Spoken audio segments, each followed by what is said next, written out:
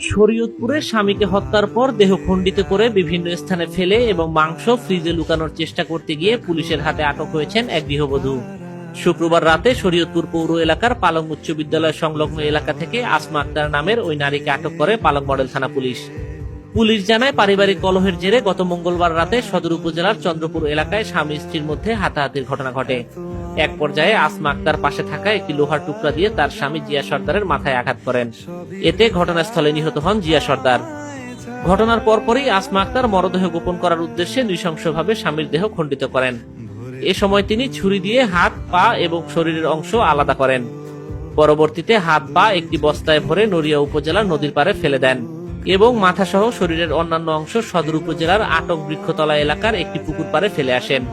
সবশেষ দেহের মাংস আলাদা করে আরেকটি বস্তায় ভরে তা পালং উচ্চ বিদ্যালয় সংলগ্ন একটি বাড়ির ফ্রিজে রাখার চেষ্টা করেন তিনি। এ সময় বাড়ির লোকজনের সন্দেহ হলে তারা জাতীয় জরুরি সেবা নম্বর 999-এ কল করেন। পরে খবর পেয়ে পুলিশ ঘটনাস্থলে পৌঁছে আসমা আক্তারকে আটক করেন।